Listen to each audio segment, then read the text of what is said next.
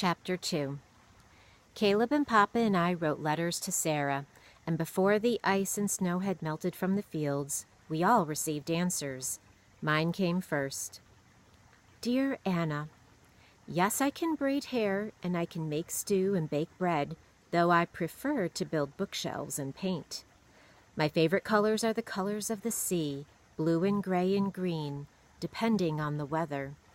My brother William is a fisherman, and he tells me that when he is in the middle of a fog-bound sea, the water is a color for which there is no name. He catches flounder and sea bass and bluefish. Sometimes he sees whales. And birds, too, of course. I am enclosing a book of seabirds so you will see what William and I see every day. Very truly yours, Sarah Elizabeth Wheaton. Caleb read and read the letter so many times that the ink began to run and the folds tore. He read the book about seabirds over and over. Do you think she'll come? Asked Caleb. And will she stay? What if she thinks we are loud and pesky? You are loud and pesky, I told him. But I was worried too. Sarah loved the sea, I could tell. Maybe she wouldn't leave there after all to come where there were fields and grass and sky and not much else. What if she comes and doesn't like our house? Caleb asked. I told her it was small. Maybe I shouldn't have told her it was small. Hush, Caleb, hush. Caleb's letter came soon after with a picture of a cat drawn on the envelope. Dear Caleb, my cat's name is Seal because she is gray like the seals that swim offshore in Maine. She is glad that Lottie and Nick send their greetings. She likes dogs most of the time. She says their footprints are much larger than hers, which she is enclosing in return. Your house sounds lovely even though it is far out in the country with no close neighbors. My house is tall, and the shingles are gray because of the salt from the sea. There are roses nearby. Yes, I do like small rooms sometimes. Yes, I can keep a fire going at night.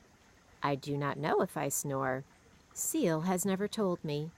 Very truly yours, Sarah Elizabeth. Did you really ask her about fires and snoring? I asked, amazed. I wish to know, Caleb said. He kept the letter with him, reading it in the barn and in the fields and by the cow pond, and always in bed at night. One morning, early, Papa and Caleb and I were cleaning out the horse stalls and putting down new bedding. Papa stopped suddenly and leaned on his pitchfork. Sarah has said she will come for a month's time if we wish her to, he said, his voice loud in the dark barn. To see how it is. Just to see. Caleb stood by the stall door and folded his arms across his chest. I think, he began. Then, I think, he said slowly, that it would be good to say yes, he finished in a rush. Papa looked at me. I say yes, I told him, grinning. Yes, said Papa. Then yes it is. And the three of us, all smiling, went to work again. The next day, Papa went to town to mail his letter to Sarah. It was rainy for days, and the clouds followed. The house was cool and damp and quiet.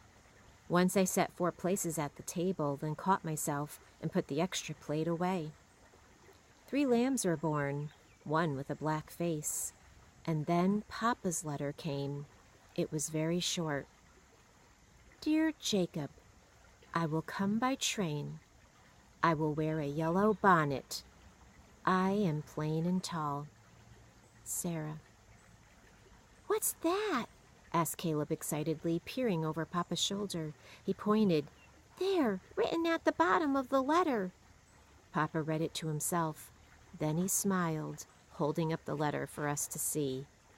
Tell them I sing, was all it said.